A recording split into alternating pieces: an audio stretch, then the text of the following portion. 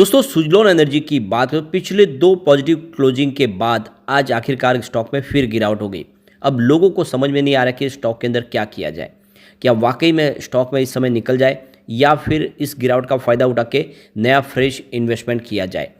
तो ये जो सुजलॉन का स्टॉक इस समय थोड़ा सा दबाव में दिखाई दे रहा है, इसके पीछे जो रीज़न है उसको समझने की कोशिश करेंगे और इसका लॉन्ग टर्म नज़रिया क्या है।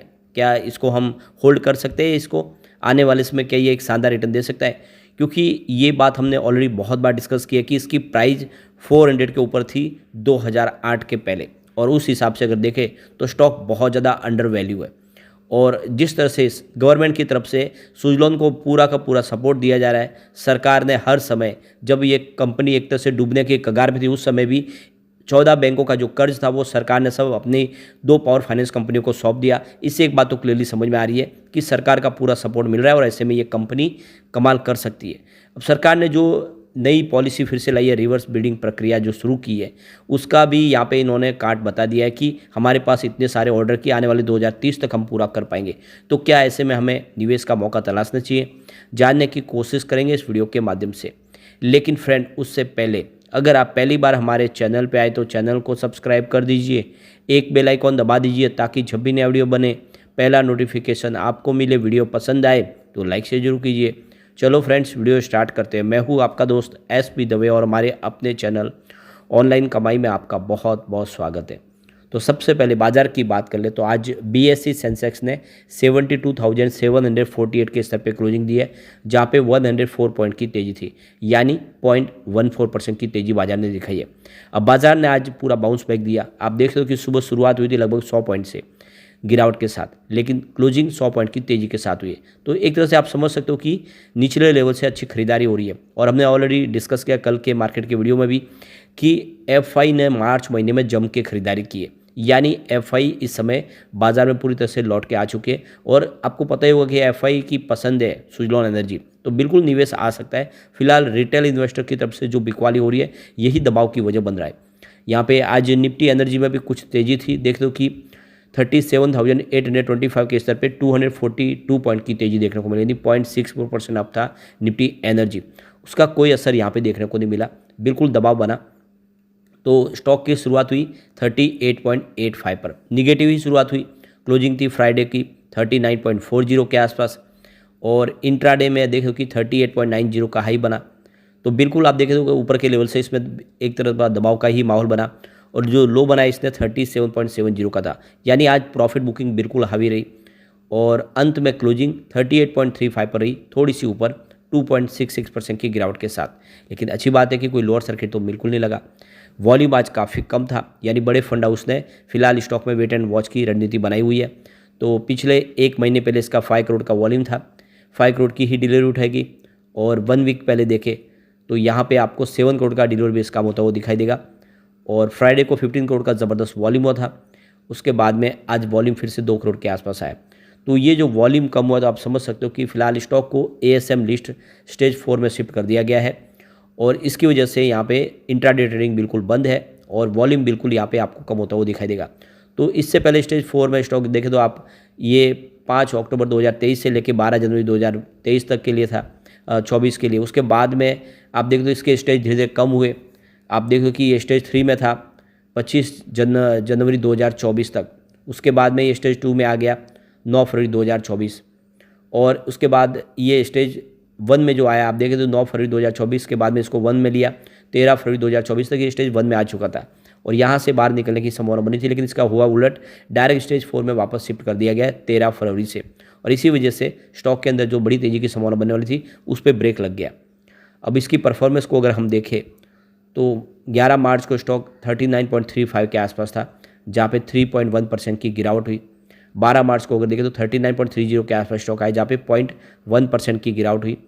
और 13 मार्च को जब बाजार में तूफानी गिरावट हुई, इसमें लग गया 5% का लोअर सर्किट और स्टॉक 37.35 के आसपास आ गया। लेकिन उसके बाद में 14 मार्च को जब बाजार ने बाउंस बैक दिया तो इसमें भी एक ज़बरदस्त तेज़ी बनी, 4.6% की शानदार तेज़ी के साथ स्टॉक 39.05 पर आ गया। और देख सकते हो कि 15 मार्च को यानी फ्राइडे को 39.40 के आसपास क्लोजिंग थी, जहाँ पे 0.9% यानी लगभग 1% के आसपास की तेजी थी। लेकिन इसके आज पास में फिर देख सकते हो कि आज गिरावट हो चुकी है।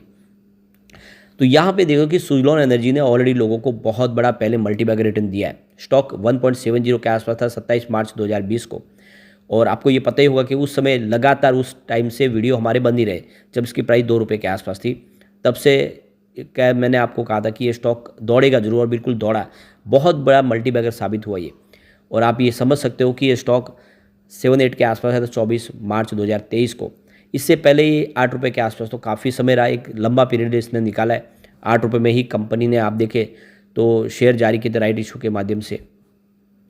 अब उसके बाद 8 रुपये से जो दौड़ना शुरू हुआ तो ये बहुत तेज़ी से दौड़ा, लगातार दौड़ते हुए आप देखिए 24 मार्च 2023 को जो 7.55 की प्राइस थी वो 17 नवंबर 2023 को 44 तक पहुंच गया था। ये बहुत बड़ी उछाल थी। उसके बाद ये स्टॉक काफ़ी समय तक कंसोलिडेट हुआ, बड़ा कम हुआ, 50 तक भी पहुंचा, लेकिन अब एक फिर से एक सीमित दायरे में स्टॉक दिखाई दे रहा है। कुछ समय के लिए यहाँ पे इस लेवल पे आपको दिखाई देगा, लेकिन जल्दी यहाँ पे एक शानदार तेजी फिर बनेगी क्योंकि इसका फ्यूचर बहुत ब्राइट है। सबसे जो बड़ी बात है कि जो ओल्ड विंड टर्बाइन है जिसकी उम्र हो चुकी है, 20-30 साल हो चुके हैं, 1990 में जो विंड टर्बाइन लगाए गए थे, जो सुजलॉन की तरफ से ही लगाए गए थे, वो सारे आउटडेटेड हो चुके हैं। उसमें बिजली का निर्माण अब नहीं हो पा रहा है या बहुत कम हो रहा है, वो सारे के सारे बदले जाने। अब सरकार ने इसके लिए विंड टर्बाइन के लिए जो फिर से एक नई पॉलिसी भी लाई है, ऐसे में वो सारा काम सुजलॉन को मिलने वाला है। तो भले ही अब जो नई जो रिजर्व बिडिंग प्रक्रिया शुरू की गई है उसके बावजूद भी अगर आप देखें तो इनके पास जो पुरानी विंड टर्बाइन है बहुत सारी, वो बदली करने का भी बहुत सारा अब इसके पास काम भी आने वाले समय में मिलने वाला है, तो इससे इनका रिवेन्यू जनरेट होगा।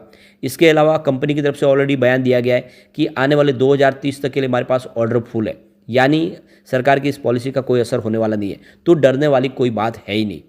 और आप ये समझ ही सकते हो कि ये स्टॉक वाकई में आने वाले समय कमाल का रिटर्न आपको दे सकता है। अगर आप इसका नजरिया आपका लॉन्ग टर्म का है तो आप इसमें बेहतर परिणाम पा सकते हैं। इसमें सबसे जो बड़ी जो जीत है कि प्रमोटर ने अपने सारे गिरवी शेयर छुड़ा लिए। आप देख रहे हो कि मार्च 2023 में 80.77% के शेयर गिरवी रखे हुए थे, वो सारे गिरवी शेयर छुड़ा लिए गए। अभी फिलहाल कोई भी गिरवी शेयर नहीं है।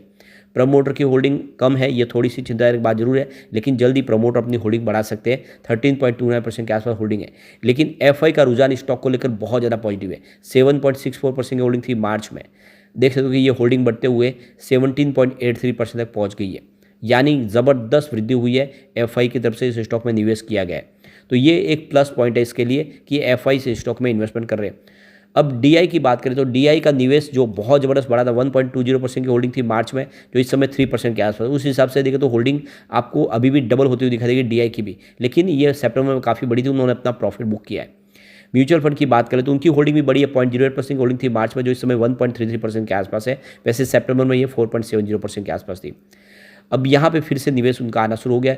जनरल पब्लिक की होल्डिंग काफ़ी घटी, आप देख ही सकते हो 76.66% के शेयर जनरल पब्लिक के पास थे मार्च 2023 में, जो इस समय 65.88% के आसपास आ चुके। तो जनरल पब्लिक के जो शेयर है वो इस समय एफआईडीआई के पास गए। ये क्लियरली आप समझ सकते हो 10% होल्डिंग जनरल पब्लिक की कम हुई है, और ये सारे शेयर एफआईडीआई और म्यूचुअल फंड के पास गए। अब देखो कि कुछ म्यूचुअल फंड जिन्होंने जम के खरीदारी भी की है, तो ये देखो कि इन्वेस्टको इंडिया कॉन्ट्रा डायरेक्ट ने 119 करोड़ का इन्वेस्टमेंट किया है। इसके अलावा Motilal Oswal large and mid cap direct ने 109 करोड़ का इन्वेस्टमेंट किया। इनकी 31.08% की holding month on month basis पे बढ़ी है, यानी इन्वेस्टमेंट और बढ़ाया उन्होंने। Motilal Oswal ELSS tax saver direct ने 85.49 करोड़ का इन्वेस्टमेंट किया है, और 35.62% की holding month on month basis पे बढ़ चुकी है। इसके अलावा ICICI Pru mid cap direct ने 57.32 करोड़ का इन्वेस्टमेंट किया है। उनकी holding 51% month on month basis पे घटी, यानी उतना पे स्टेक कम की है। Edelweiss large and mid cap ने 53.95 करोड़ का इन्वेस्टमेंट किया है। बंधन फ्लेक्सी कैप डायरेक्ट ने 43.39 करोड़ का इन्वेस्टमेंट किया। उनकी होल्डिंग भी 48% मंथ ऑन मंथ बेसिस पे घटी है। इसके अलावा Nippon India Nifty small cap 250 index ने 37.18 करोड़ का इन्वेस्टमेंट किया। उनकी होल्डिंग 14.38% के आसपास बढ़ी है। इसके अलावा इन्वेस्टको इंडिया एल्स टैक्स सेवर ने 36.69 करोड़ का इन्वेस्टमेंट किया है। बंधन स्टर्लिंग वैल्यू ने 27.15 करोड़ का इन्वेस्टमेंट किया। उनकी holding 14% month on month basis पे घटी है। यहाँ पे इन्वेस्टको इंडिया मल्टी कैप डायरेक्ट ने 26.56 करोड़ का इन्वेस्टमेंट किया। उनकी होल्डिंग 100% बढ़ी है, यानी फ्रेश इन्वेस्टमेंट हुआ है। तो बंधन बैंक की तरफ से कुछ होल्डिंग ट्रिम जरूर हुई है, लेकिन दूसरे इन्वेस्टरों ने काफ़ी बड़ा निवेश किया है। आप उसमें देख सकते हो मोतीलाल ओसवाल का भी निवेश बढ़ा है, एडलवाइज ने भी अपना इन्वेस्टमेंट बढ़ाया है। ये सबूत है कि आने वाले समय सुजलॉन में एक शानदार तेजी आ सकती है। तो अगर आप लॉन्ग टर्म इन्वेस्टर, तो डरने की कोई बात नहीं।